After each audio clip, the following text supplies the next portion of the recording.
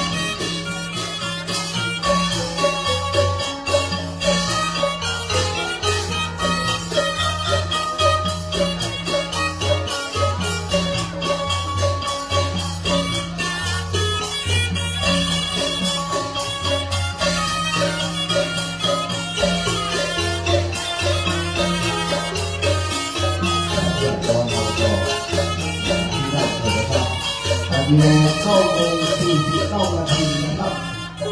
เลื่อนไปสัก10 นาที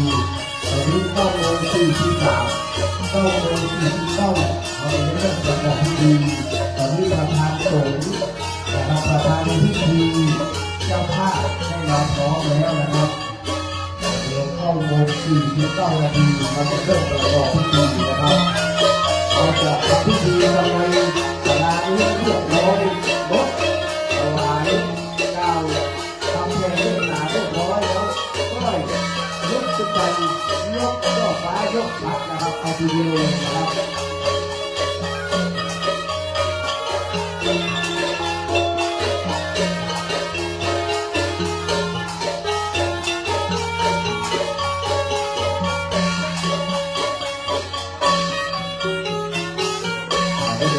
เจ้าที่มาถึงแล้วได้เชิญส่งนะครับที่โรงนะครับ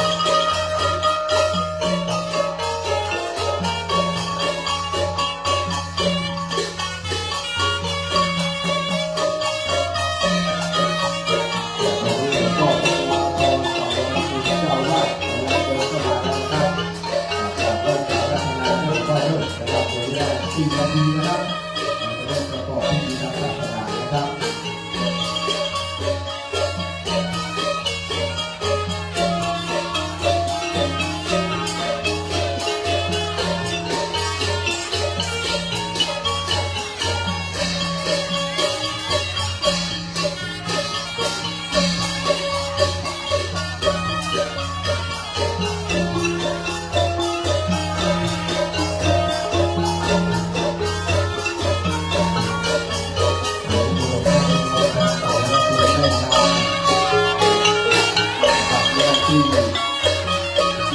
รับรองตรงนี้นะครับในจากนี้ไปนะครับ9 โมง 49 นาทีคือฤกษ์ดีของวันนี้นะครับพุทธเจ้าบอกว่าการเวลาเป็นฤกษ์อยู่ในตัวนะครับดวงดาวบนท้องฟ้าก็สามารถจะทำได้สักอย่างนะครับตอนนี้เวลา4 นาทีนะครับนิมนต์พระสงฆ์พระเจ้าได้พระเดียงส่งเลยครับนิมนต์เลยครับครับนิมนต์เลยครับเดี๋ยวสักคำหนึ่งกลางวงกลางสิ่งก็จะได้ลงเพลงนะครับเราจะได้ลงเพลงเราจะได้เริ่มประกอบพิธีทางศาสนานะครับ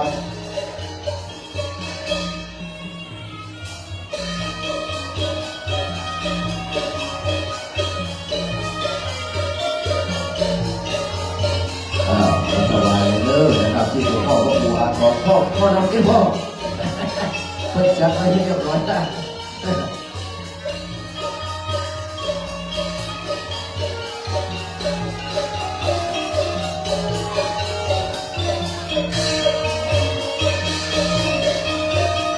ก่อนเลิก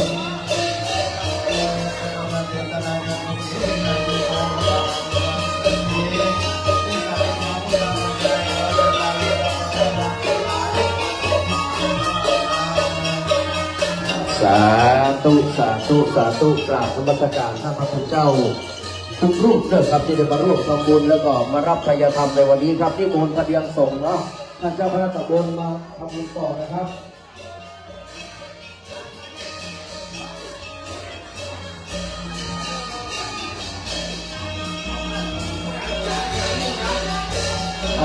เดี๋ยวกับประเทศไร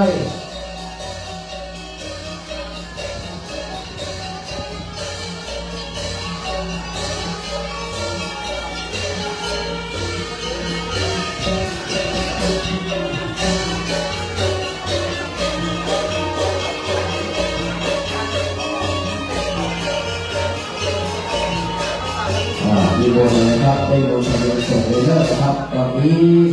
กับเวลาอีก2 นาทีนะครับ9:47 นาทีนะครับ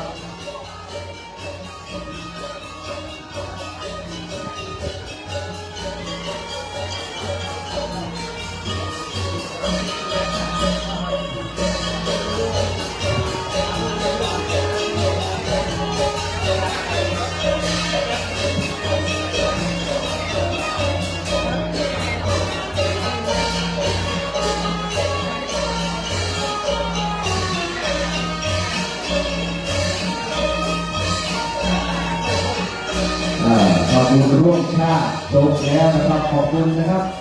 บวกกลางสีเนอร์เดี๋ยวเราได้ทำเพลงกันไปในช่วงที่เรายกช่อฟ้ายกจัดนะครับขอบคุณเป็นอย่างยิ่งนะครับจากนี้เดี๋ยวเวลา1 นาทีครึ่งนะครับเราจะได้ประกอบพิธีทางศาสนาจะได้เรียนเชิญนะครับประธานในพิธีและก็เจ้าภาพได้บรรจุธูปเทียนบูชาพระรัตนตรัยนะครับจุดเทียนบาตรน้ำมนต์นะครับถวายทานของศีลนะครับจากเจ็ดร้านก็อาจารย์กลิ่นทองเตชะมรรคนายกจะได้นำไหว้พระสมทานเบญจศีลนะครับขอบพระคุณครับ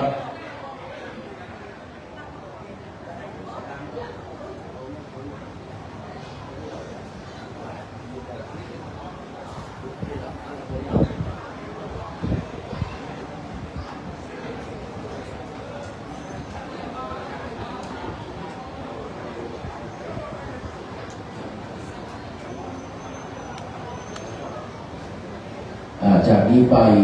นะครับขอนำพระธนายเข้าสู่พิธีกรรมทางศาสนาในการยกช่อฟ้าชักมงคลวิหารหลวงของวัดบ้านต้อกับเจ้าหน้าที่พนักงานเชียร์เทียนชนวนตั้งมั่นอยู่กับที่เนิ่นนะครับขอได้รับเกียรติจากคุณณัฐพลแสนรามนะครับได้เป็นประธานจุดธูปเทียนบูชาพระรัตนตรัยขอเรียนเชิญด้วยความเคารพครับที่หน้าโต๊ะบูชาครับเรียนเชิญครับ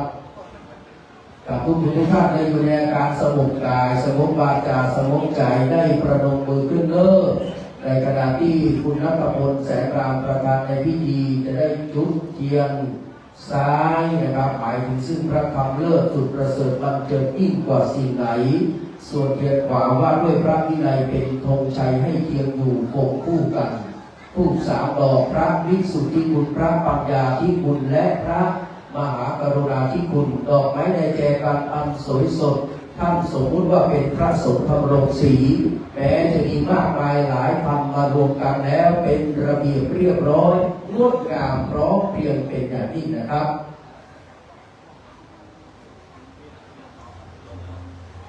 จากนั้นนะครับคุณณัฐพลแสนรามจะได้เข้าน้อมถวายทานขอศีลแล้วก็ขันเต้านะครับแด่ประธานสงฆ์พระประมูสุกิจวรยานนะครับ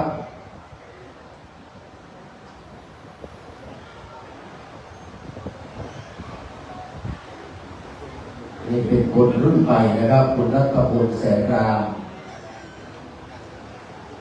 แต่ท่านกราบพระก่อนนะครับแล้วก็มาถวาย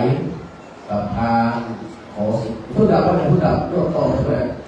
ครับตอนนี้ครับถวายพานขอสีและก็ขันตั้งนะครับขอสีก่อนนะครับขอบคุณครับ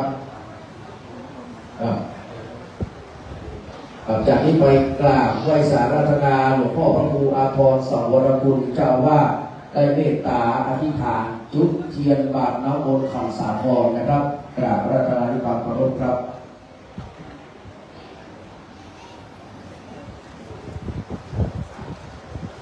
หลวงพ่อจะด้วยถวายท่านพระครูสุจิตวรยานประธานสงฆ์เลยนะครับกับกราบนมัสการขอพระคุณหลวงพ่อพระครูอาภรณ์สังวรคุณนะครับหลังจากนี้ไปพ่อนานอาจารย์กลิ่นทองเตชะมัคคณายกวัดบ้านโต้จะได้นำไหว้พระสมทานเบญจศีลรัตนาพระปริตเพื่อพระพุทธเจ้าจะได้อัญเชิญเทวดาและจะได้เจริญพระพุทธมนต์เป็นลำดับต่อไปครับกราบเรียนเชิญครับ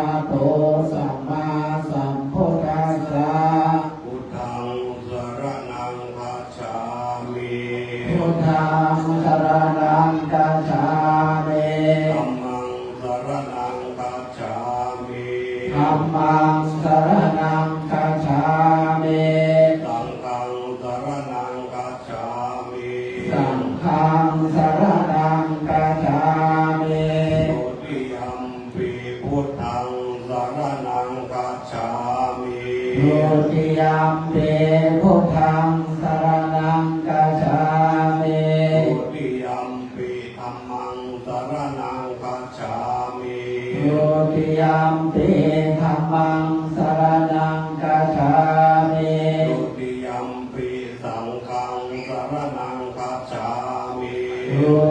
ยัมปิสังฆังสรณังคัจฉามิ ตาทิยัมปิพุทธังสรณังคัจฉามิ ตาทิยัมปิพุทธังสรณังคัจฉามิ ตาทิยัมปิธัมมังสรณังคัจฉามิ ตาทิยัมปิธัมมังสรณังคัจฉามิ ตาทิยัมปิสังฆังสรณังคัจฉามิ ตาทิยัมปิสังฆังสรณังคัจฉามิ ปานาติปาตาเวรมณีสิกขาปะทังสมาธิยามิ ปานาติปาตาเว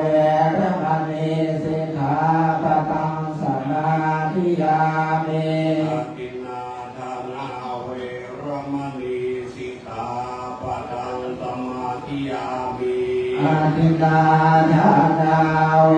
รมณีสิกขาปะทังสมาธิยามิ ธัมเมสุมิจฉาจาราเวรมณีสิกขาปะทังสมาธิยามิ กาเมสุมิชฌาจาราเวรมณีสิกขาปะทังสมาธิยามิ มุสาวาทาเวรมณีสิกขาปะทังสมาธิยามิ มุสาวาทาเวรมณีสิกขาปะทังสมาธิยามิ สุราเมรยามัจจปมาตตานาเวรมณีสิกขาปะทังสมาธิยามิ สุราเมรยามัจจปมาทัฏฐานาเวรมณีสิกขาปะทังสมาธิยามิ อิมานิปัญจสิกขาปะทานิทิเลนะสุขติยันติทิเลนะโภคสัมปทาทิเลนะนิพุติยันติตัตมาสีลังวิโสทะเย สาธุวิปติปฏิภาหายาสัพพะสังฆเตสิทธิยาสัพพะทุกขาเวนาสายาปริตังโทธรรมังคารังวิปติปฏิภาหายาสัพพะสังฆเตสิทธิยาสัพพะพยาวินาสายาปริตังโทธรรมังคารังวิปติปฏิภาหายาสัพพะสังฆเตสิทธิยาสัพพะโลกาวินาสายาปริตังโทธรรมังคารัง เลิกวานเมตังสัมเมตังเมตังตาวิกินดาติตาวันิตังวันันโตสัตเตกัมเมจารุเกกิริสิงกานาคเตจันทาลิเกวิมานเนอิเประเตจังกาเมตารุวันนังกานาเนเกยมัตถุมิเกเต อุมาจะยันตุเทวาจันลาทัลลวิสัมเมยะกะตันทะปัจนาคาเอตันตาสันติเกยังมุนิวาระวะจันนังสาธุปุโนสุนันโตธัมมัสสวนาคาโลอัญญัมปะทันตาธัมมัสสวนาคาโลอัญญัมปะทันตาธัมมัสสวนาคาโลอัญญัมปะทันตา สุมันตาจักวาเลสุอัตราคาจันตุเอวตาสดัมมังอุนิรัสสะจุนันตุสักขโมกตังนะโมตัสสะภะคะวะโตอะระหะโตสัมมาสัมพุทธัสสะนะโมตัสสะภะคะวะโตอะระหะโตสัมมาสัม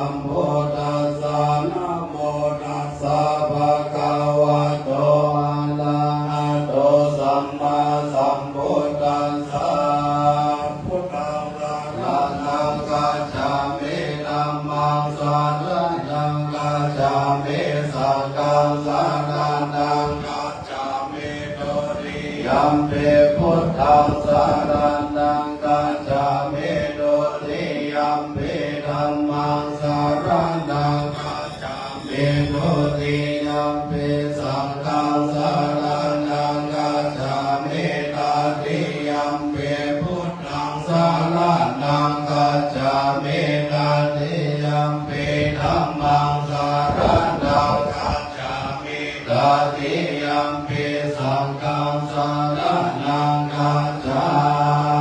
มิสัมพุทธอัตตาวิสัญญาณวาจาสัจจะสา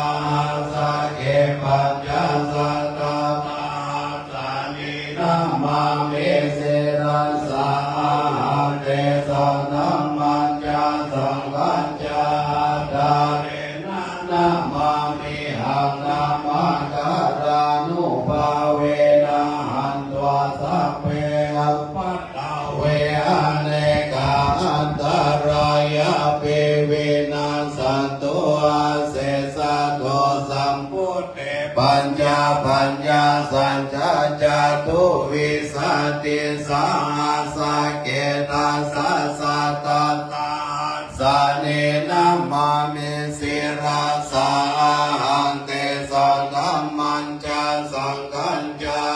ดาเรนะนะมามิหังนามาการานุภาเวนะหันตัวสัพเพอุปัฏฐเวอเนกาอันตรายาเภเวนะสันตุเสตโตสัมพุทเทนะมุทธาราตเตยะทาจัตตานิสัสสะสะเกวิสันติสัตตาสาสานินามามิสิราสาหังเกสังฆัมมัญจสังกัญญาดาเรนะนามามิหังนามาการานุภาเวนะหันตัวสัพเพอุปัฏฐเวอเนกาอันตรายาภิเวนะสันตุเสสันโตนะโมอะระหะโตสัมมาสัมพุทธัสสะมะเอสิโนนะโมมันตัญญามันตัตตวะกาลเสวะเจตินานะโมมหาสังฆสัพพิวิสุทธาสิระเจติโนนะโมมานัยยารัตตสารัตตนาจายาสัสสะดุกังนะโมภะคะติตัสสะตัสสะวะตุตยาสัพพินะโมการะภะภะเวนะวิกัจจันโตปัตตวานะโมการานุภาเวนะสุวัตติวันโตสัพพทานะโมการะชะเตเจนะวิติมเมโอเมเตชะวาเทวนาจะบาลานังปณิธานังจะเสวนาพุทธะจะพุทธะนิยานังเอตัมมังกาลามุตตมังปฏิรูปเทสาวาโสจะมุเปจะกาตาปุญญาตาสัมมาปานิติจะเอตัมมังการามุตตมังภาอุสัจจัญญาสิปัญจวินัยจะสุสิกิโตสุภาสิตาจะยาวาจาเอตัมมังการามุตตมังมัตตาภิตัวปัฏฐานังพุทธทาราสังฆาโหอานาบุราจะธัมมันตาเอตัมมังกาลามุตตมังทานัญจะธัมมาจาริยาจะยาตากานัญจะสัพพะโหอานาวาจาริกัมมานิเอตัมมังกาลามุตตมังรติวิรติปะปะมัจจปานาจะสัญญาโมอะปะมะโตธัมเมสุเอตัมมังการามุตตมังการะโวจะเนวะโตจะสันตุติจะกะตัญญูตากะเรนะธัมมัสสวะนาเอตัมมังการามุตตมังคันติจะโสวะจะสัตตะสัมมานานัญญาตัสสะ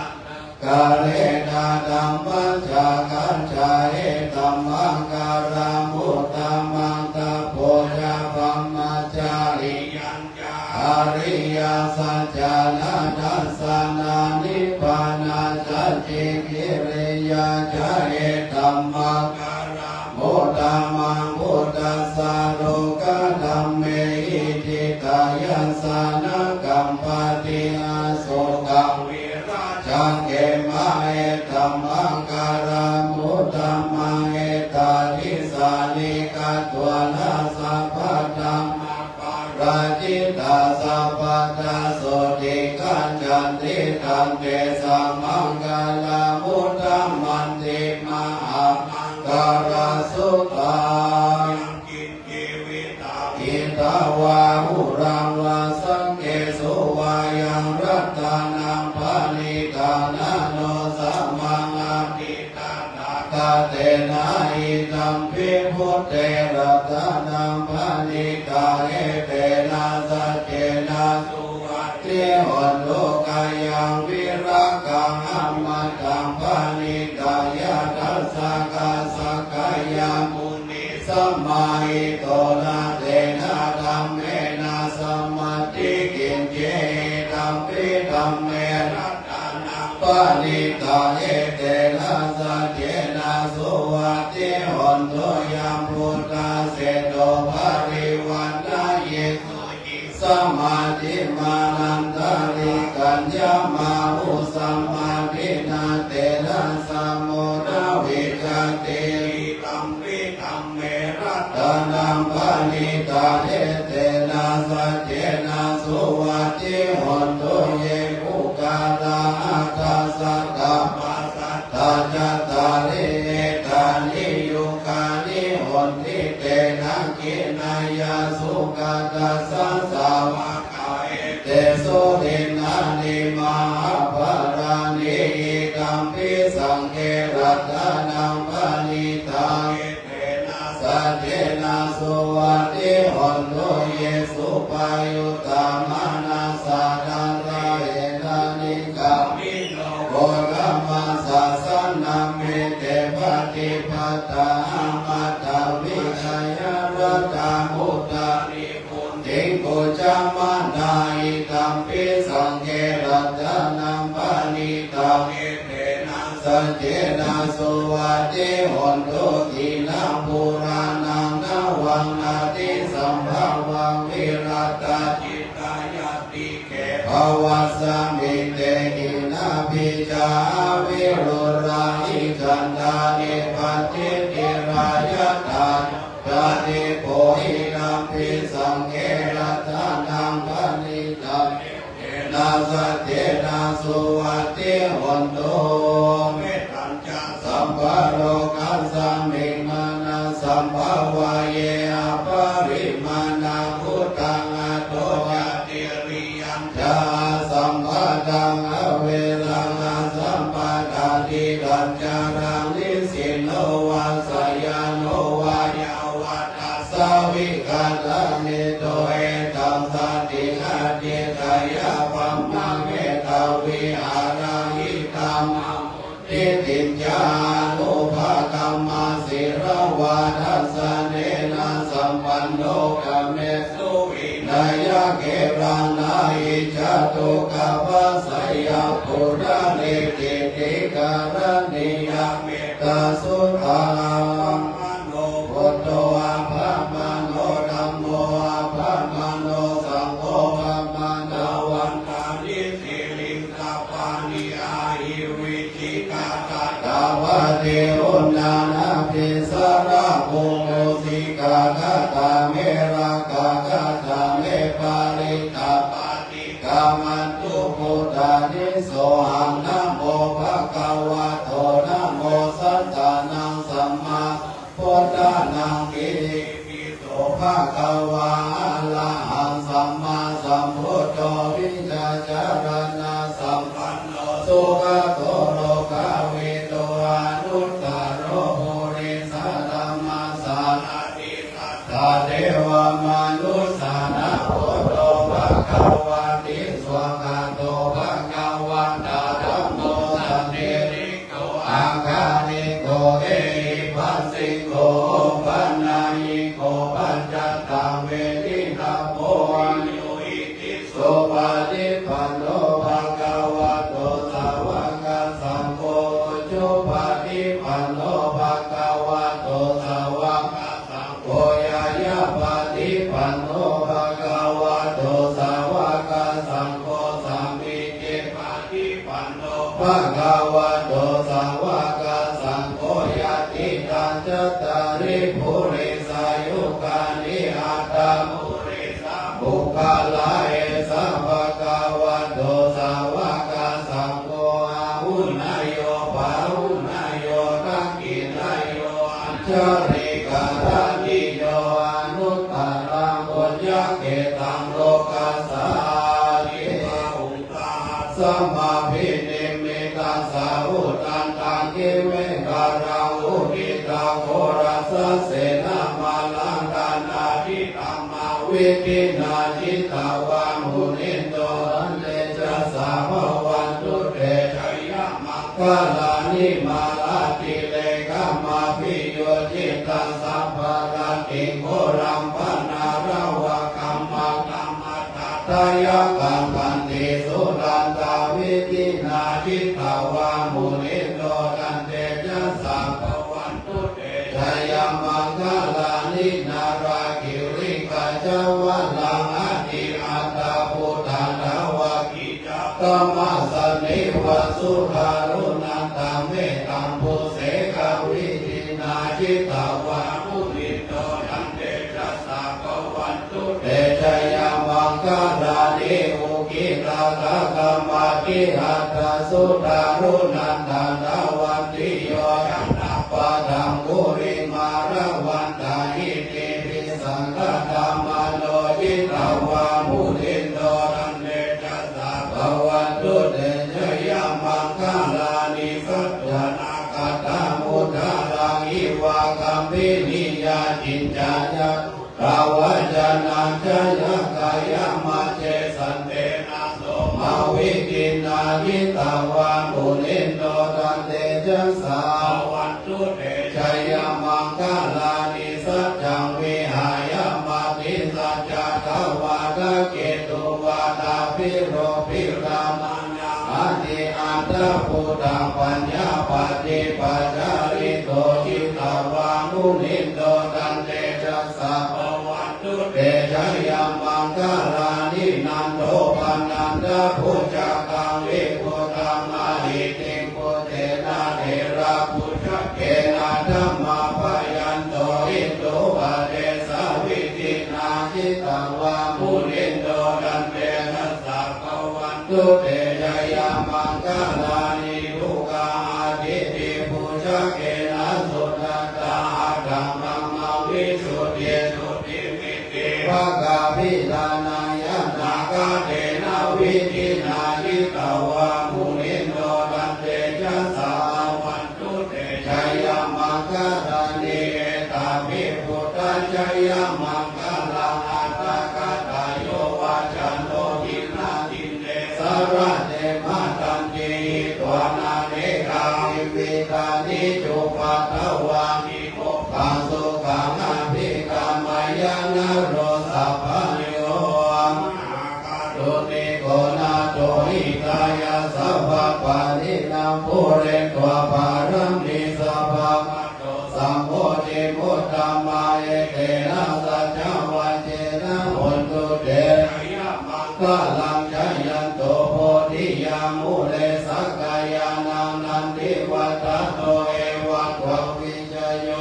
เอชัยยะตุชัยยะมังคะเรอภาราจิตาปัลลังเกสิเสวะจาวิโภคาเลอภิเศกเกตัปปะพุทธานังอะกัปปะโตปัมโมทานิสุนาคาตังสุมังคลังสุปาปะตังสุติตังสุขันโนสุโมโตจัตุยิตังปัมมัจจาริสุปาทักขินังกายกัมมังวัจจะกัมมังปะทักขินังปะทักขินังมโนกัมมังปณิทิเตปะทักขินาปะทักขินาวิคัตตัวนาราพันตะเตปะทักขิเน ลัญจโยจามานาโพสักกุณาสัสสะโตภาวะกาโหตุสุปินังอาคันตังพุทธานุภาเวนะวินาศเมตุยันตุนิปิตาวะมังคลัญจโยจามานาโพสักกุณาสัสสะโตภาวะกาโหตุสุปินังอาคันตังสังฆานุภาเวนะวินาศเมตุ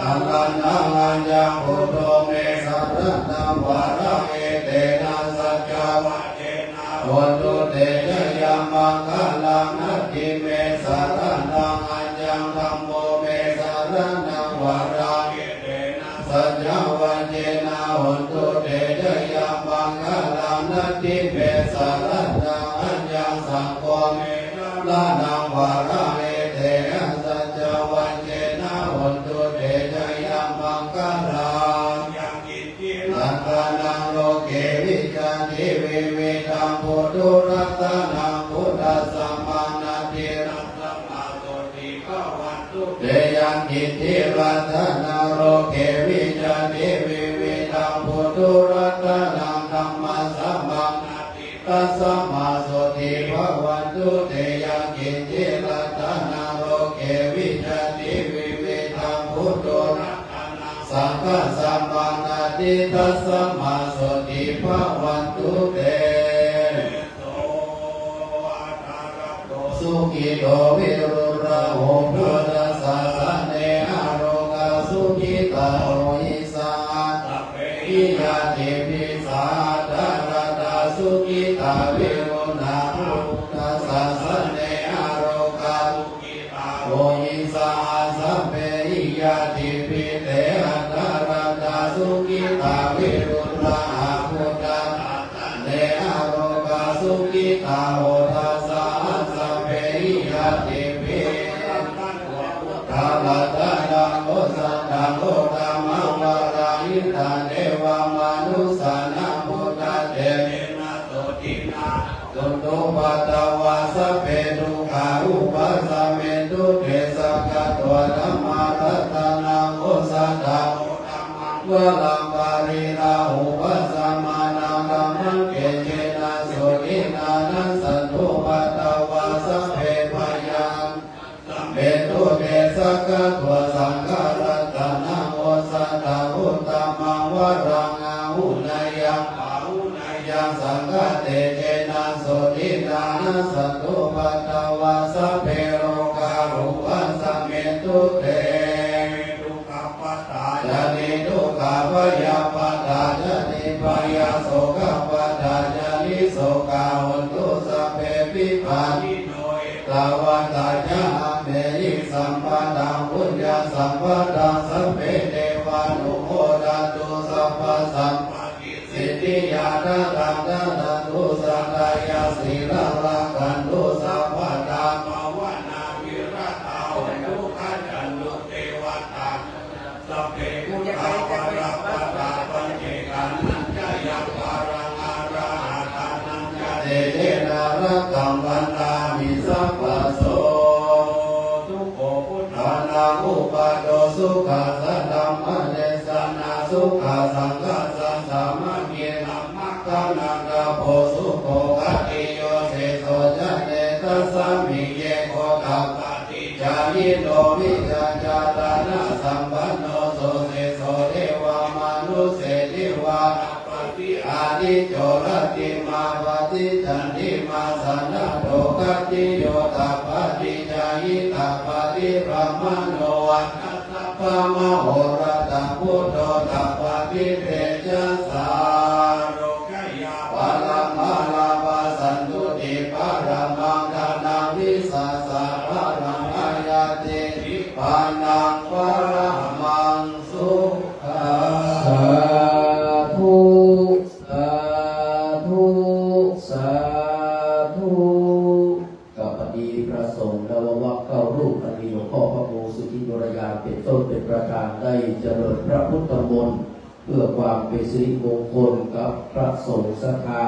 พี่น้องเอาลงยกลงไปแล้วครับจากนี้ไปก็อาจารย์ รินทองเตชะมกรายกจะได้สุมาพตาและโอกาสเวตาตามกาลเวลาอันเหมาะสมจากนั้นพระองค์จะได้กล่าวคำถวายชัดและช่อฟ้าเป็นลำดับต่อไปนะครับเรียนเชิญครับ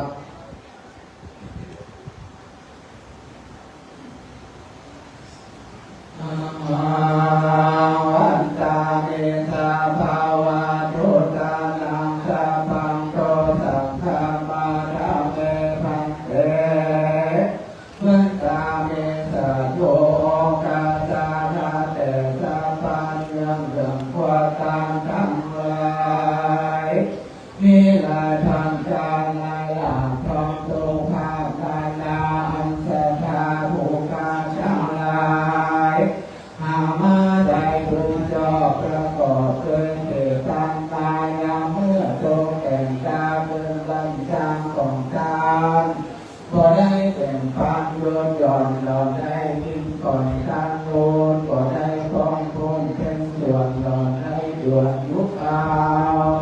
ยามเมื่อมัวเมาตกแต่งได้โคเหยียดแข้งเที่ยวกายของทางกาลายตกต่ำได้คำยำเพียรได้เพียงจาจำบทย่อของทางโตต่ำยอดควรเก่าลังเชื่อความเบาเรียกออกบทจันได้ขอพระเสกเนื่องเชื่อได้เดือดดาขีได้อ่อนเขาจ้างกีดอ่อนควรทิ้งหนูได้ยินออกปากเป็นจำอ่างรุนแรงได้การจำแข่งการหนากำไล่ยาปะโลมีโมโหอยู่โกทุกขาก็รู้ว่าเป็นโตเป็นกรรมก็ได้พบนำเดือดดาออกปากว่าคนนานตั้งเพื่อลูกหลานมาไกลและขับไล่จำนี้ก็เป็นว่าที่กันคำปากแค่ดีลำเดือยังอาทิได้ร่างการโดยขาดก็พอสะอาดหมดใจลงเรื่องไปตามพาดจนความบาดนาจาก็เป็นพยาต้นใจติดโตกันใจนำมายังมีบางโปรดคนทางและยาดวงดอกเขาดอกเกิดไม่จำเกียนน้ำสุกันโตตักตาใจเดียจ้อยภูตาน้อยก็สมมาต้องสัพพะปาริวาลาหลายเรื่องอันเป็นเครื่องของการขอเรื่องพิเศษสนาการเจ้าโด่งนายกายเป็นอโหสิกรรมอย่าได้เป็นทิวาลนาธรรมกับอันกรรมาใกล้อาแก่เจ้าสมานาคาตาและโมราชาตาภูตาทั้งหลายจูบูสิคนจูน้อยใหญ่ใจยินกันสุดจังเอเป็นแค่ดีกาญาตัวแลว่าที่ตัวแลพระโนตัวแลสัมจิตาสัมจิตาอาจิตาโตสังอนาคตาโตสังปัจจุบันนาโตสังสัพพังโตสังฆวันตุโนโยสันเมติโยวาลาโพธิโมเลมาลังสะเสตังมหันติวิจัยโยสัมโพธิมากันตินอนันตัญญาโนโรพุทธาโมพุทธังสังฆนามาวิธัมมังสังฆนามาวิสังฆังสังฆนามาภิกขุนันโตพุทโธเทวสังฆโยตุนาเตปังกังนาจังไลพุทโธอันสติตังอยู่ปุวิมานทุกขาฟังจังสามจักกล่าวภาวะเทกล่าวของการทั้งเทวดาอาลังกาวัดวาอารามศาสนาเสียงจุติอาลังกายังวัดวันต่อดีเนเป็นเก้าเป็นประธานสังพรหมเทวดาเป็นจังการใส่สะอาดพระปตาลูกอาจารย์ใส่สเลทุวาสมานีเนกาลาเจ้าเทวดาโตคิเกนอกอยู่ในโมกนาการเชื่อมวารังกิยาทานอันคาถาบุคคาทั้งหลายมันจะไปอื่น กากาลาวันนี้นามินันตุจังเมเพียงแค่เดเดสะโทโอกาสะอาจารย์ในวันนี้ก็เป็นวันเวเป็นวันพิธีอันวิเศษเรียกว่าเป็นวันเดือนแต่เดือน15 ค่ำก็วันใดเป็นวันอาทิตย์ที่11 เดือนพฤษภาคมพุทธศักราช2568ต่อมาจูจอดก็เป็นเดินทางแก่เจ้าสานาสัทธาและโมราสัทธาผู้กาทั้งหลายอันเป็นวันนาค่ายวันประสูติและสรุปปรินิพพานอันเป็นวันวิสาขบูชาเป็นวันสำคัญทางพุทธศาสนาที่ได้พากันตกแต่งย่อมนาทานมีตำข้าวน้ำโภชนาน้ำพร้อมน้อมนำมาถวายทานเป็นแก่พระแก้วเจ้าทั้ง3 ประการด้วยใจบ้านก็เศร้ากันคำมาเลี้ยวเราตั้งกายลงเท้าก็ถึงเอาดอกไม้ดูเพียงเมื่อเวียนเทียนรอบพระธาตุเจ้าเจดีย์เพื่อรำลึกถึงบุญญาบารมีแห่งองค์ไสสัพพโยพระพุทธเจ้าก็เต่าแต่ท่านนาโมราสัทธาบุคคาทั้งหลายอันเป็นเจ้าภาพและพานังเจ้าข้าบาลงมาถวายในที่คาตาละวันนี้คณะเจ้าภาพเจ้าข้าเองหมายดีแน่นัทมนต์อนุพันธ์เป็นเจ้าข้อตะลอยข้อครัวส่วนเจ้าข้ารองตัวที่ลึ่งนั่นจะแก่ในครูหลวงทองจันทีพร้อมกับโดยครอบครัวส่วนเจ้าข้ารองตัวที่2นั่นได้ก็มีสถาที่หัวด็อกเตอร์ชอบมันคันวาเลนตินคุณสิทธิ์พิษวาเลนตินพร้อมโดยครอบครัวก็เจ้าแก่นั่นนาก็ยังมีเจ้าภาพถ้าเป็นเจ้าภาพชัดเอกหมายดีนายอภรินทร์สงลาและนางสาวอัญมณีอัญมณีสงลาก็เป็นเข้าห้องเจ้าเลยครอบครัวทั้งพี่พี่น้องท่านนั้นเล่าหมายดีเจ้าภาพชัดร้องหมายดีแม่ทัตมนอนุพันธ์รอบโดยครอบครัวคนที่2นั้นเล่าที่ว่าคนพ่อสมทักนางพันพิษจันทพรปยาวัชกรของวัดบางตอเป็นนาเข้าพร้อมกับโดยครอบครัวท่านนั้นหมายดีนางดวงเดือน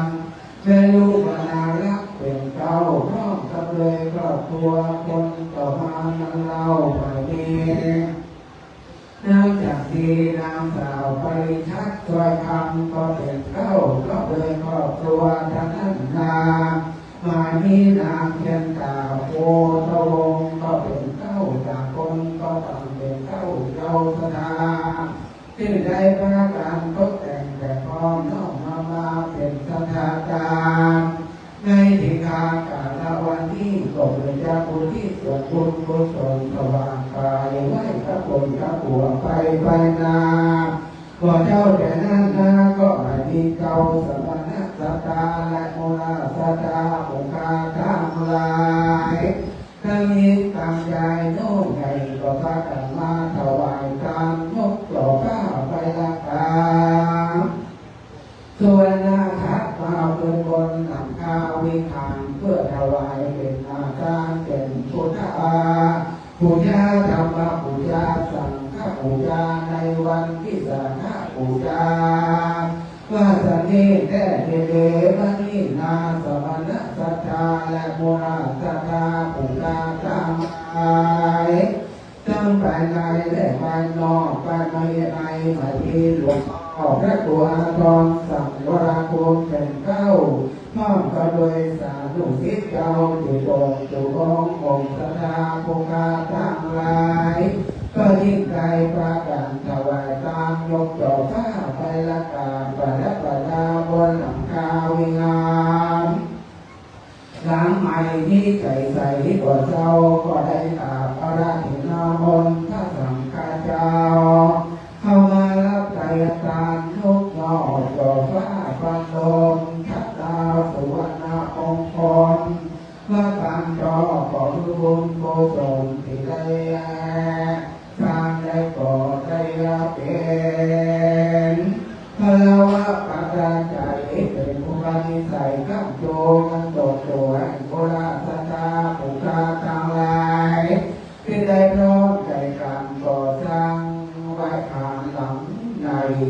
เป็นอีกทางบนไว้สาสการะบูชา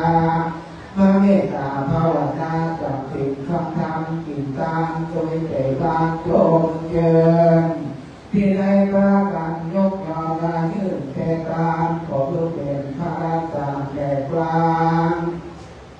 ให้สารขอเพื่อเป็นการสะเปาคำละมันใหญ่เพื่อได้ใจข้ามของข้าพเจ้าทรงสารเพื่อได้ถึงสวรรค์มีฟ้าสาขรังสังฆนาขอคุณกุศลนำพา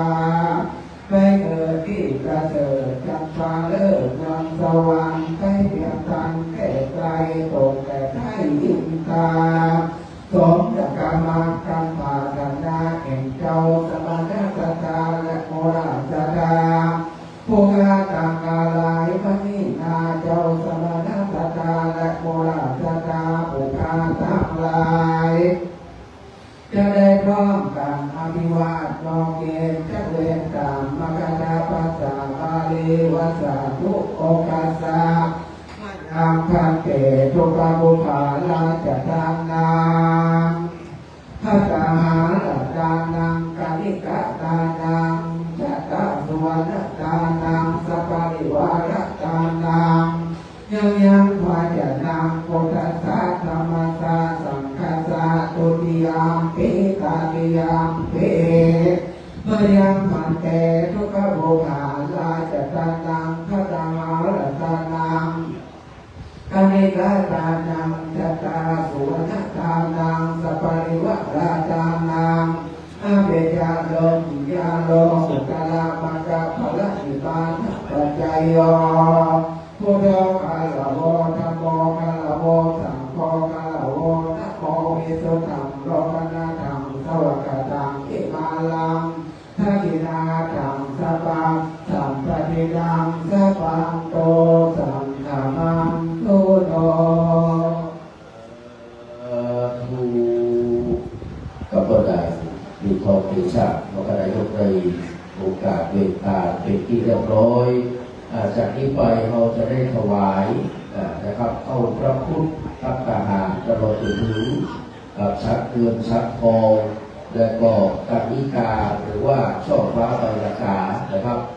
ต้องนะโม3 จบพร้อมๆกันแล้วก็ว่าตามพ่ออาจารย์นะครับนะโมตัสสะภะคะวะโตอะระหะโตสัมมาสัมพุทธัสสะนะโมตัสสะภะคะวะโตอะระหะโตสัมมา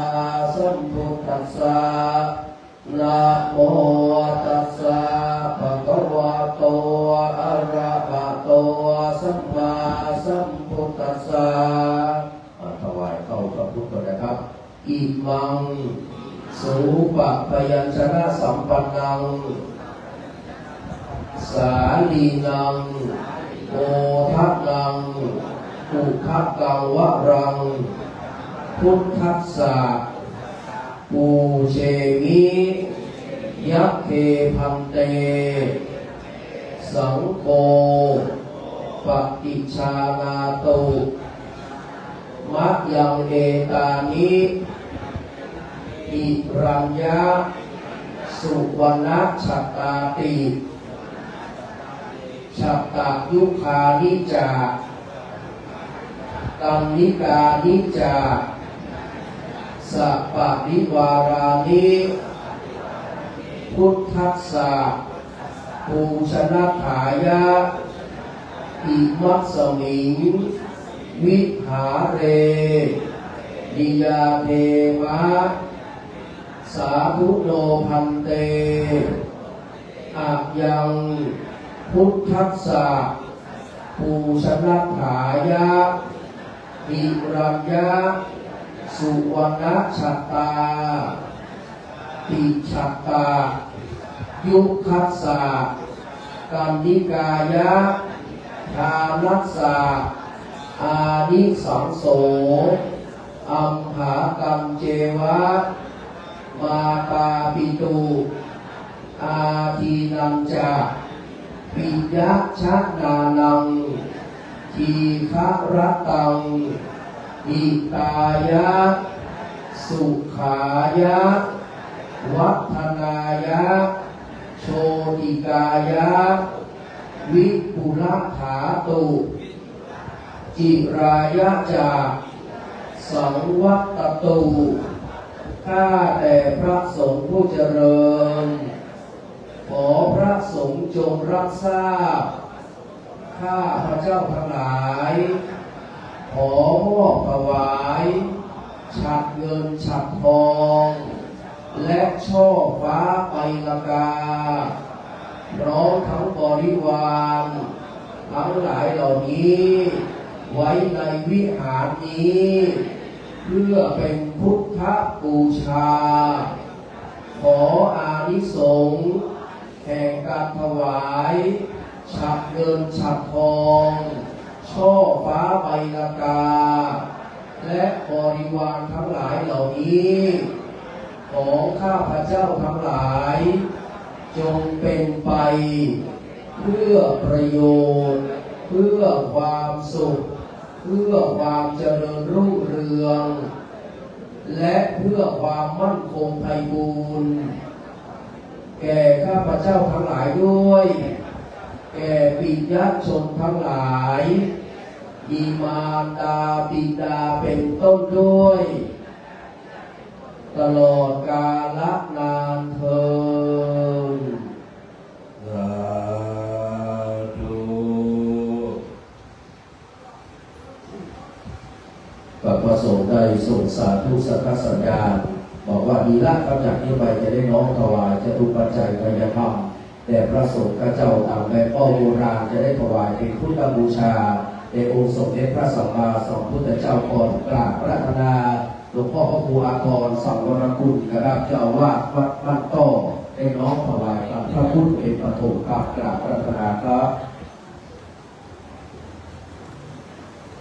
กับในขณะที่หลวงพ่อถวายกับพระพุทธเราจะได้สาธุโดยการดังๆ3 ครั้งเลยนะครับ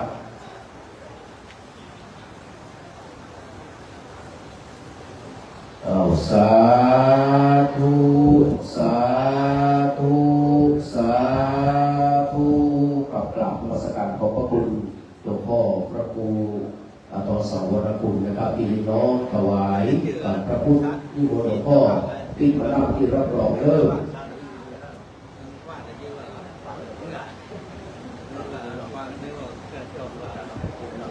ครับจากนี้ไปเรียนเชิญนะครับคุณ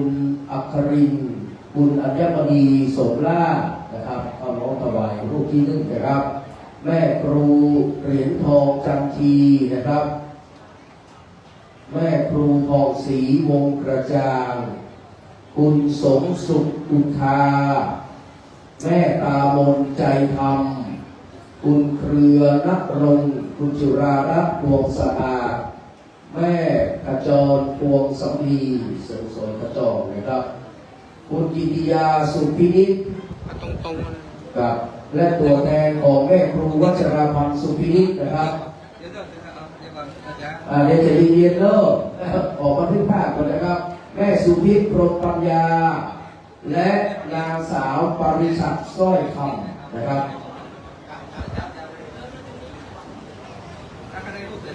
ที่เหลือเรามาพ่ออาจารย์เป็นไรเนอร์นะครับที่พ่ออาจารย์2 คนนะครับเรียนเชิญครับที่พ่ออาจารย์2 คนแม่2 คนมาดิมาที่พ่ออาจารย์นี่มาได้เคิร์ฟเนอะคนแก่หมายว่าเคิร์ฟเรียนมาไม่มาสำหรับนี่ไหมพ่ออาจารย์2 ท่านนี้กับพ่ออาจารย์กินทองมาเนอร์กับคืออาหารจะได้ไม่เนอร์ได้เอาพ่อเลยช่วยกันเลยยืนเลยมาต้องนั่งมันต้องนั่งเอาพ่ออาจารย์กับพ่ออาจารย์กินทองกันสาธุสาธุเดินถ่ายทุกคน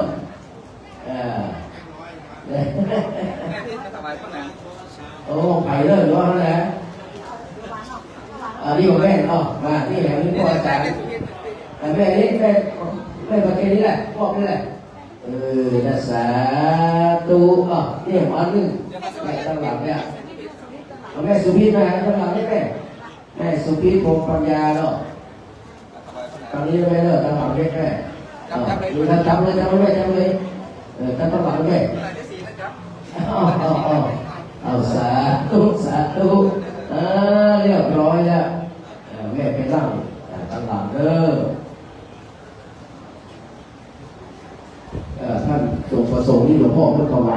แล้วนะครับส่วนผสมก็จะรู้วางสูงมากหลวงพ่อถวายแด่เนิ่นๆจากที่ไปข้าปอนจากพระสงฆ์เจ้านะครับ ยะถาวาริวหาปุราปาริปุเรนติสาคารังเอวะเมวะอิโตตินังเปตานังอุปกัมปติอิทิตังปาติกังตุนังอิปะเมวะจมิจันโตตะเพปุเรนโตปังคจันโตปานารโตยะถามณิโตติระโตยะถาอิติโยวิวัจจันตุสัพพะโรโควินาศตุมาเตภวัตวันตรายโยสุขีภิกายุโกภวสัพเพติโยวิวัจจันตุสัพพะโรโควินาศตุมาเตภวันตรายโยสุขีภิกายุโกภวสัพเพติโยวิวัจจันตุสัพพะโรโควินาศตุมาเตภวันตรายโยสุขีภิกายุโกภวะอภิวาทนาสิริสนิจังพุทธาปัจจายโน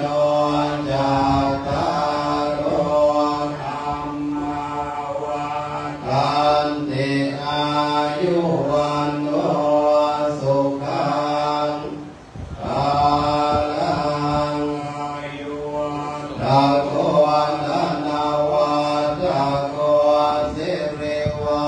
ตะโกยัตตวัตะโกภราวัตะโกวันนาวัตะโกสุขวัตะโกโหตุสัพพทานุกโรกัพยาเวราโสกาสันตุจุมา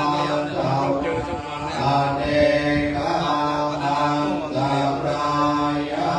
ภิวินาศตุจัตเตจะสันจยเสเดชะนังลาภังโสทิภะคายังสุขังพลังสิริอายุจวันโตจะโพธังโพเทียนสัตวาสัจจะอายุยันทิวสิเตภวันตุเตภวันตุสัพพะมังคลังลักขันตุสัพพะเทวตาสัพพะพุทธานุภาเวนัสสะโสติภวันตุเต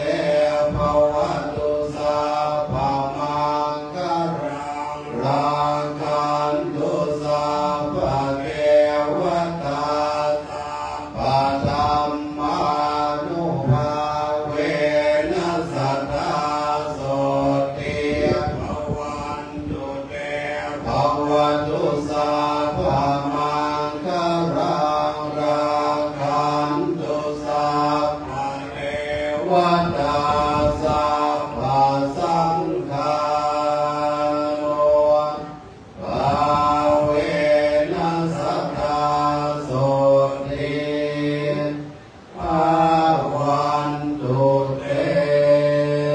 สาธุ ขั้นต่อไปขอเชิญผู้ชมทุกท่านเป็นตัวแทนในสารจองครับอิตังกาลังจังอังเมตานาปัญจโยโตโนนิจังเมตังเสนาสัมมังเมตาปัญจโยโตโน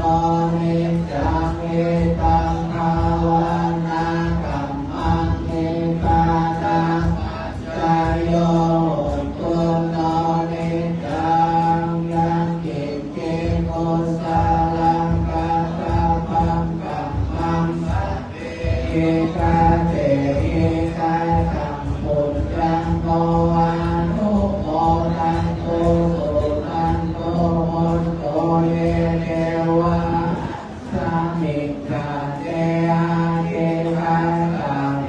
วาโยกาสาสาองโตสัตตานังสุขียันตานังปาริหารังโตมาตาเทตาโสเม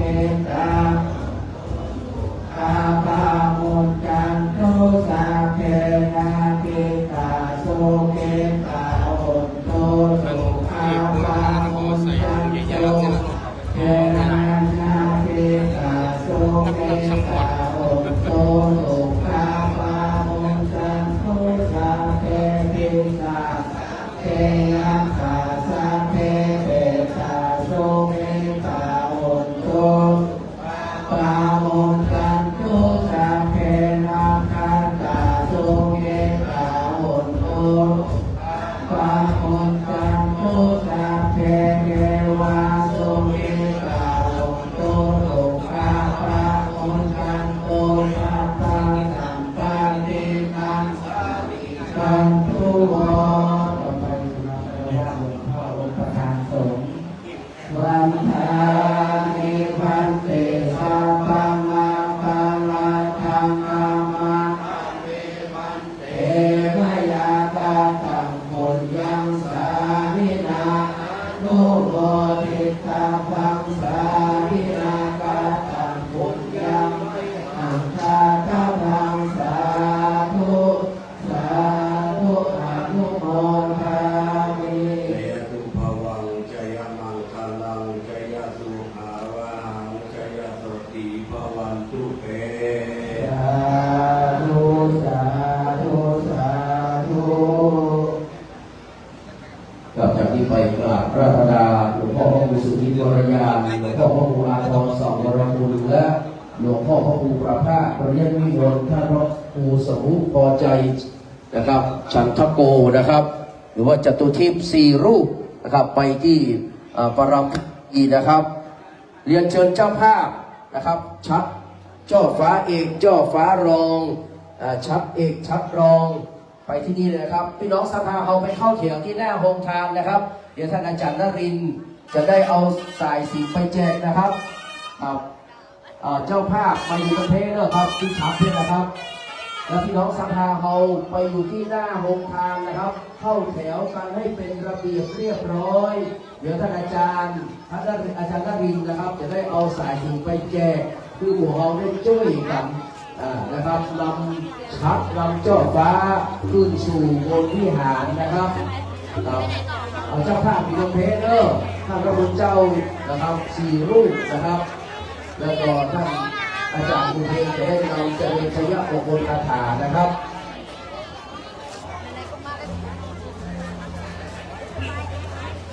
กับเจ้าภาพนะครับเพราะว่าจะเป็นคุณแม่นัทมนต์อนุพันธ์นะครับแม่ครูเหรียญทองคำทีนะครับท่านดร.ช่ออัญชันนะครับคุณซิกริสบาเลนทีนะครับของครอบครัวคุณอัปรินสมล่าคุณอัมพิจมณีสมล่าแม่นัทมนต์นะครับคุณสมศักดิ์คุณคำทิพย์คุณจันทพรธนพรนะครับและคุณดวงเดือนเวรุวนารักษ์คุณจันดีบริชาติก้อยคำแล้วก็ดวงตาโอตะบูนะครับเป็นประเทศพี่น้องสภาเข้าแถวตะพุ้นนะครับที่หน้าโรงทานนะครับครับตอนนี้ครับเป็นชั้นนี้นะครับจุดนี้เลยที่หลวงพ่อจะประกอบพิธีนะครับหลวงพ่อพระครูนะครับจริงๆวรยานจะได้เป็นประธานในการเจิมนะครับในการดูนะครับท่าแพสีนะครับแล้วก็จะได้กระพงน้ำพุทธมนต์นะครับเราจะได้ช่วยกันยกช่อฟ้ายกชัดนะครับขึ้นไปสู่บนวิหารนะครับตอนนี้เจ้าหน้าที่ข้างบนพร้อมแล้วนะครับรถเพลงพร้อมแล้วนะครับ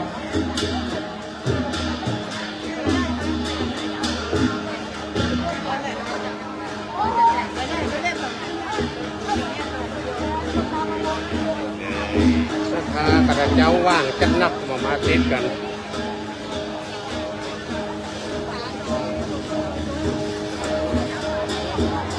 เอากระจายเนอะสถานเนอะกระเจ้าก็มาติด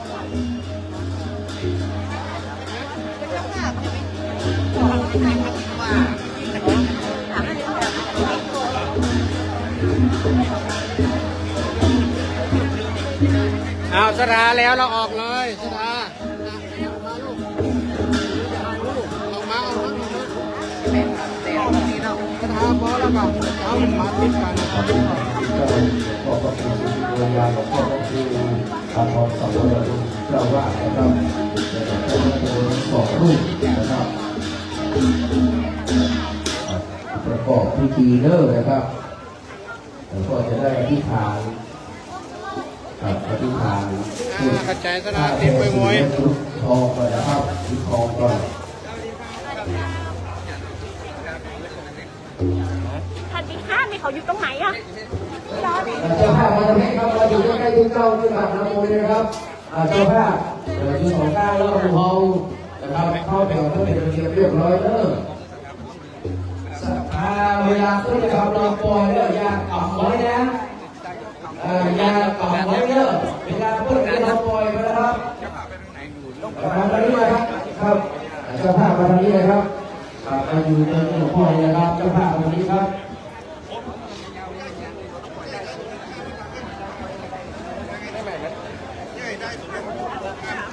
แต่ที่นักกระโปรงแสงดาวเป็นอะไรล่ะนักกระโปรงเป็นยังไงเลย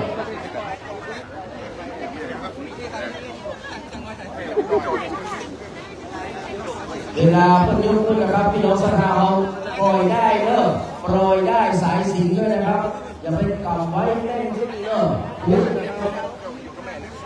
ขณะที่หลวงพ่อสุริโยนยางกำลังอธิษฐานจิตนะครับเจิญพิมพ์ทองที่ เดี๋ยวมันจะยกตัวนี้มาไว้พี่นะครับครับนะครับเราต้องจับเป็นการเป็นงาน ชักเดินชักทองอยู่ด้วยกันนะครับก็ก่อนที่จะเป็นทองยืนก่อนนะครับเรียกว่ามีคำนี้สุวรรณชัตตาตินะครับชุดชัตตาบอกคือคนเดียวเลยคนนู้นอยู่3แล้วมีอะไรครับคนนี้สีขาวเปล่าตัวนี้สีขาวแต่ไม่ขึ้นเอาเฉพาะตรงนี้มาได้ต่อได้ส่วนนะครับที่สีนะครับเดี๋ยวจะให้ที่เราลงมาเอาปูชาเขาเลือกตามที่เราศรัทธานะครับจะไม่มีการกำโชคลงมานะครับเป็นของศักดิ์สิทธิ์จะไม่มีการกำโชคลงมานะครับเราไม่เอาปูชาเขาเลือกนะครับเป็นศรัทธาเลยพระแพรเจ็ดสีนะครับไม่ได้เอาป้าลงมาเพื่อไม่เอานะถ้าเอาป้าลงมาครับจะใส่กล่องลงมาอย่างดีที่เรามาปูชาอีกรอบนึงนะครับมีแม่ลูกคู่เลยมีนะครับท่านครูบาอาลุติดด้วยนะครับครูบาอาลุพอใจนะครับครูบาอาลุแห่งปากคอยใต้นะครับครูบาพอใจอยู่ที่ชาติเที่ยงครูบาเปลี่ยนอยู่ที่ปากตันนะครับ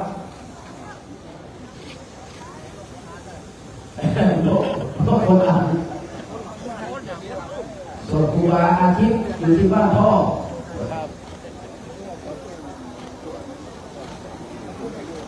เดี๋ยวถึงเวลาอย่าต่ำไว้ในเชือกนะปล่อยเลยเด้อแค่ให้มันสัมผัสกับมือเราก็พออย่าเป็นกำเล่นขึ้นเด้อห้ามกำเล่นขึ้นนะมันถูกแน่นอนเวลาที่สัญญาเนี่ยเราปล่อยเลยนะครับ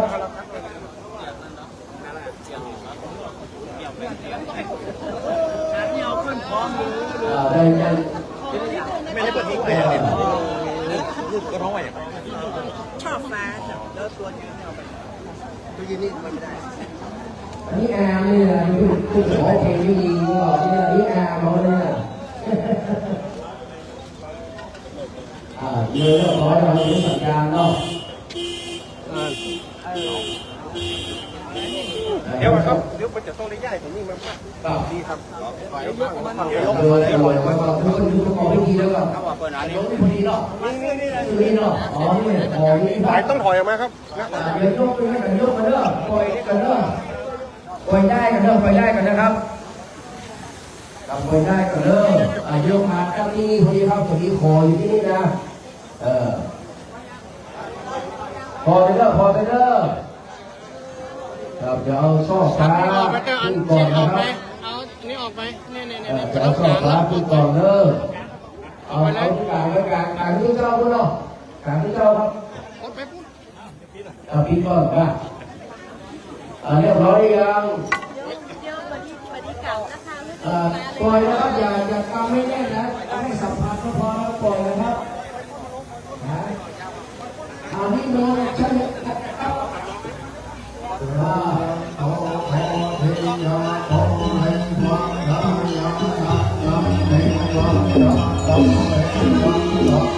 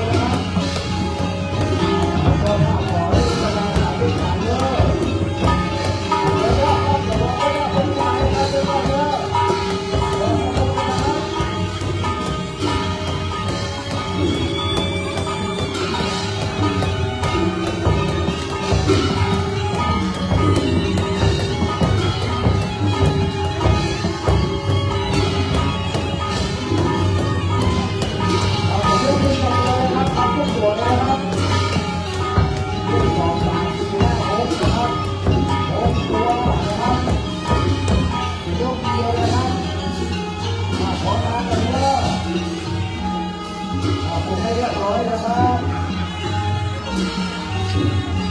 เจ้าหน้าที่ก็เอาได้ไว้ดีนะครับถ้าคนมีสิ่งก็เอาลงมาด้วยเนาะถ้าแล้วก็เอาลงมานะครับเดี๋ยวจะมาดูแลนะครับต้องเอาปลาลงมาเนาะ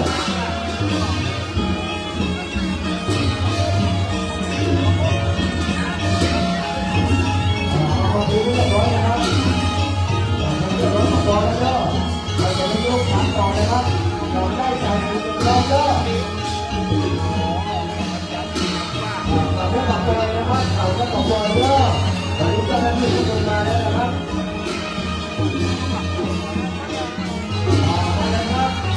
จะยัดโตครับมีน้ำตัวนะครับ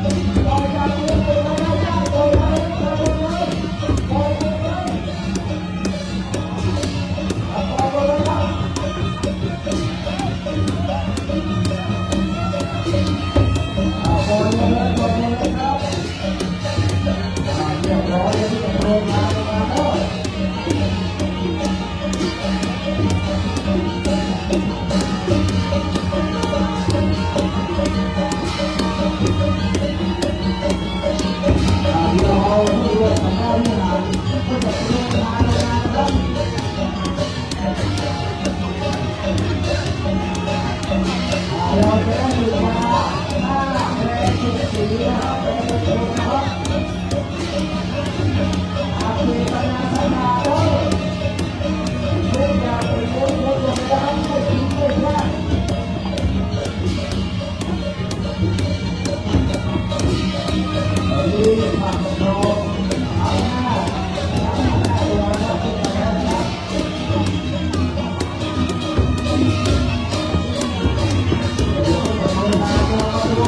kênh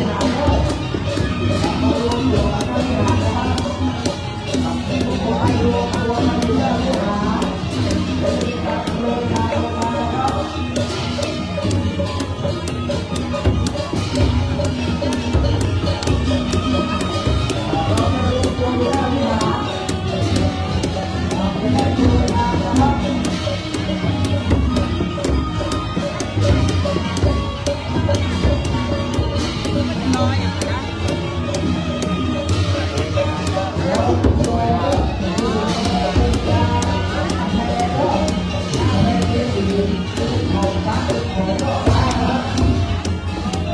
Gõ để không bỏ lỡ ม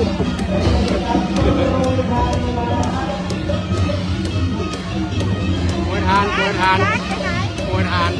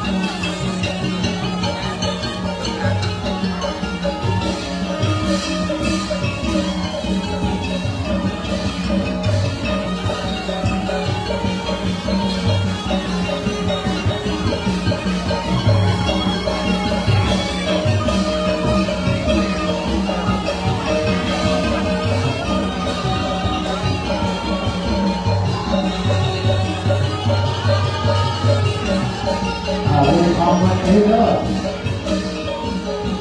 ไปเลยเราสามไปนะครับเยอะ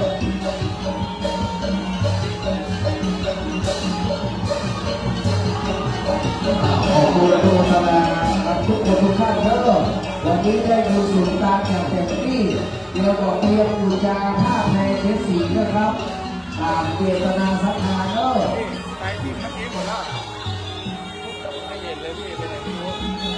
ในนามของคณะสภา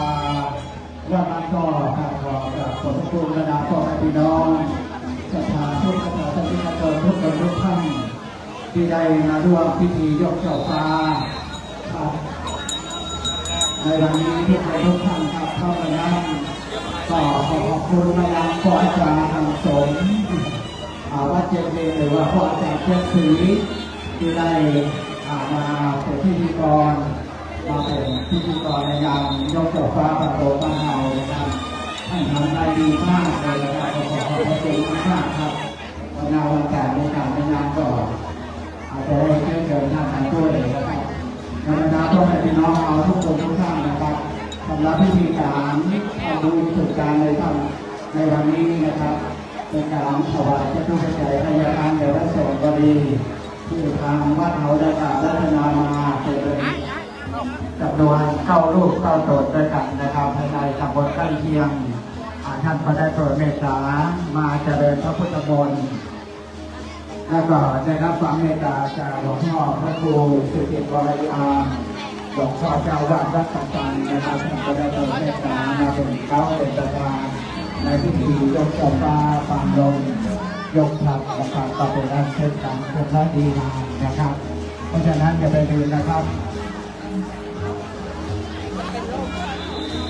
เพราะว่าเดือนหน้าเนี่ยครับพิธีฉลองวิหารของเราหรือว่าปอยหลวงจะเริ่มขึ้นนะครับเริ่มตั้งแต่วันที่5 6 7 8นะครับวันที่5เป็นการทำบุญวันที่6ก็เป็นการทำบุญอุทิศส่วนกุศลที่ต่อพระอาจารย์ที่มีพระบุญต่อพระตวาแล้วส่วนในวันที่6นะครับในวันที่7นะครับเป็นวันที่ประจำบ้านเราในการเข้ามาร่วมทำบุญนะครับถ้าผู้ชายถ้าทางเราก็ไม่ทิ้งน้องพร้อมในใดสั่งเลยมาในวันหลังก็ได้ในปีวันนี้นะครับแล้วก็จากนั้นวันที่5วันที่8เราได้ทำเรื่องราวว่าต่างๆนะครับที่ได้เดินทางมาร่วมพิธีฉลองปล่อยหลวงพระท่านเราในวันนี้นะครับและในวันนี้ในนามของสถาบันก็ขอพระคุณบาพ่อแม่พี่น้องท่านอาจารย์รัตติกาผู้ประสานประชาชนทั้งหลายที่มาทั่วทุกสารทิศนะครับบอกว่าบ้านใต้บ้านเหนือชาวบ้านใต้บ้านไกลบอกว่าสถาบันก็เพียงพอรับเงินเรื่องอาทรนะครับเป็นข้อในการพัฒนาที่จะให้มาร่วมเป็นข้อมูลในการพัฒนาขอบคุณที่มาทุกท่านนะครับสภาพวันนี้ดูเป็นการที่สองสภาพรัฐบาลจังหวัดสระบุรีสภาพรัฐบาลจะเกิดถึงก่อนการสอบชายเป็นข้าวขอให้ชาวเดินทางมาการดูข่าวสวัสดีครับดูทุกนะครับดูครับดูแชร์นะครับดูแชร์นะครับขอบคุณครับ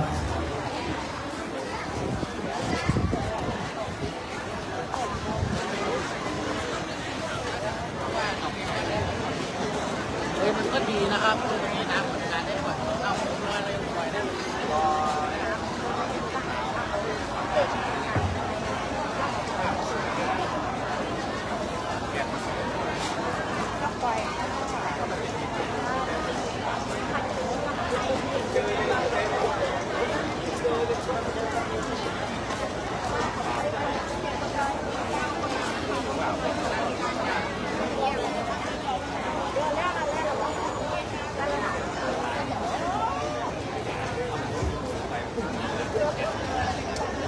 ญาติโยมตอนนี้ถ้าแพลงจากเจ้าฟ้าเป็นที่เรียบร้อยจำนวนจำกัดเลิกใครจะพูจาตามจิตเจตนาศรัทธาเพื่อความเป็นสิริมงคลเป็นมงคลกับบรรดาพ่อเอาตั้ง านใดที่จะบูชาไปไว้ตามบ้านตามจองถือว่าสูงสุดของพระวิหารเขาแล้วก็คือเจ้าฟ้าแล้วก็ยอดชัดและเป็นเจ้าฟ้าเอกตอนนี้ญาติโยมท่านใดเพื่อใจได้ไล่ใจตามว่าอยากจะบูชาไปไว้ตามบ้านตามจองเพื่อเป็นสิริมงคลสิริมังคละกับตนกับตัวกับครอบครัวของญาติโยมทุกคนทุกท่านก็บูชาได้ตามที่เจตนาศรัทธาที่พี่น้องคณะกรรมการเอาศรัทธาญาติโยมตอนนี้ก็หลายคนหลายท่านได้ประกาศมาจับจองมาบูชาญาติโยมบูชาก็ถือว่าได้ร่วมสมทบในการบูรณะพระวิหารของเขาตึงกระเบื้องตึงอย่างทำลายอย่างก่อนที่จะได้ปล่อยหลวงในวันที่ 5 ถึงวันที่ 8ที่จะมาถึงในเดือนมิถุนายนดังนั้นตอนนี้ญาติโยมท่านใดได้ยินเสียงประกาศประชาสัมพันธ์ก็มาร่วมการบูชาเอาไว้ตามบ้านตามจองใครจะขึ้นเสาเอกขึ้นเงินใหม่ขึ้นบ้านใหม่เอาไว้ในรถในรางเอาไว้ตามบ้านตามจองตามที่ตามเป็นสิริมงคลกับครอบครัวของญาติโยมดังนั้นก็น้อมดูเจริญเลิศตามที่เขายกชักเมื่อตะกี้มาบูชาได้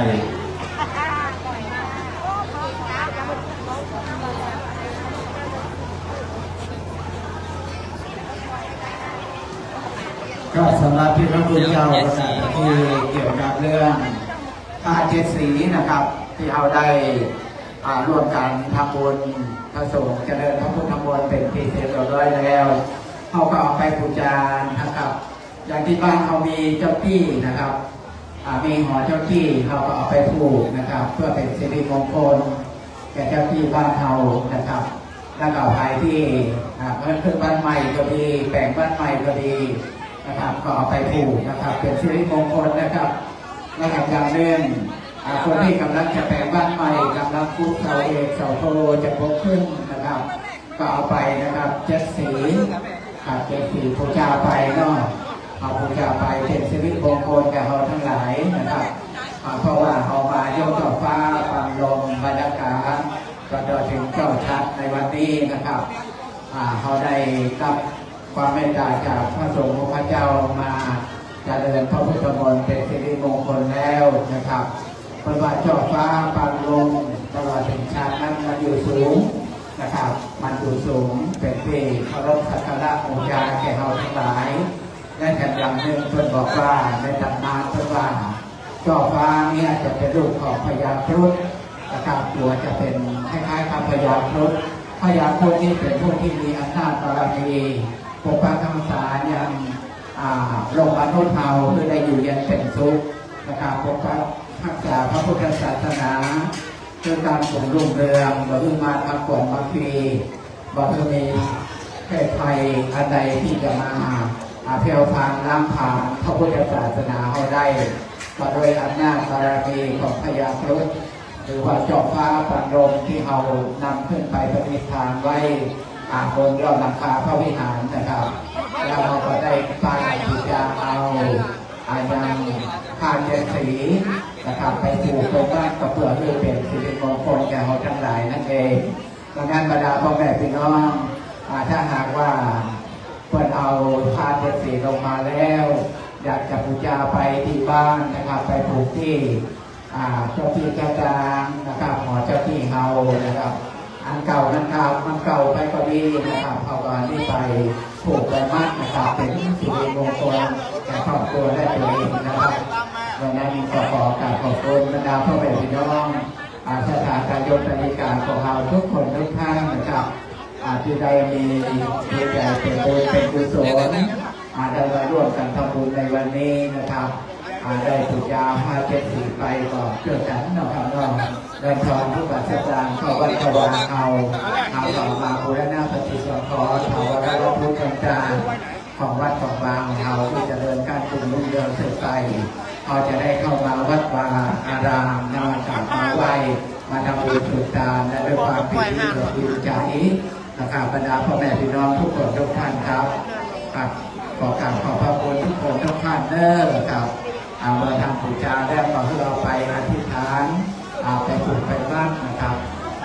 คือเป็นสิริมงคลกับครอบครัวและตัวเองต่อไปนะครับขอขอบคุณทุกท่านนะครับ